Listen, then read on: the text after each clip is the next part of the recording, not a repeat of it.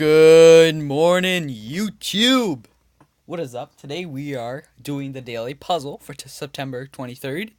It is now autumn. Can you believe it, guys? A whole season just flew by. And it's the beginning of a new one.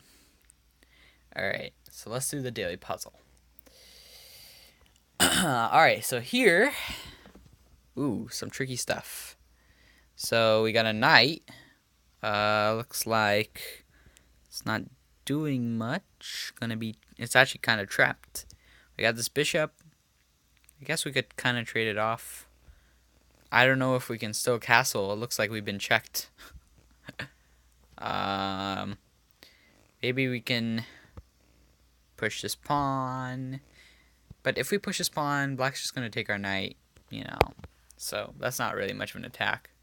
We can't really move this queen anywhere. There's just a lot of pieces on the board, so we have to think carefully. We could think of some checks, maybe. Maybe we can even take a pawn, maybe go for a sacrifice.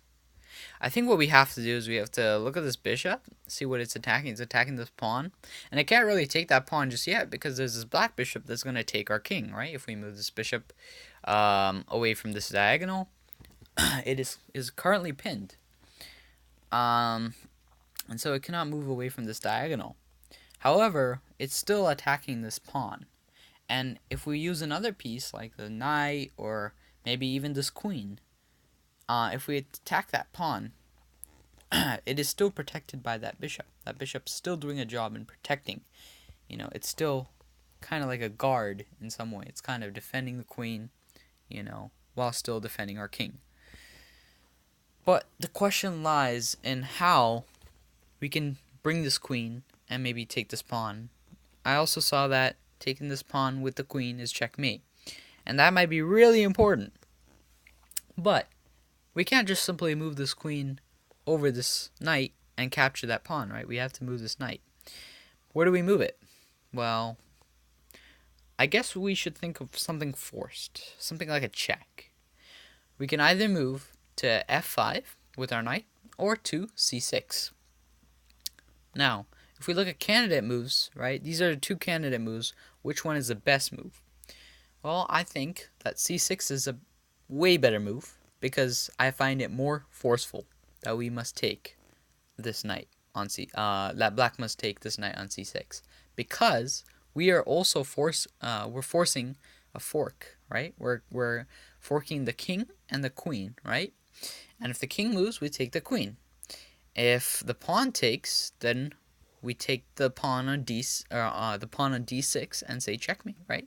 So knight c6 looks like a really clear candidate move that really dominates. Now we can simply take this queen, and notice we are ahead by a lot of material. It's going to help. Notice this king can't really take that knight just yet. Actually, it can. I miscalculated. There's a bishop there.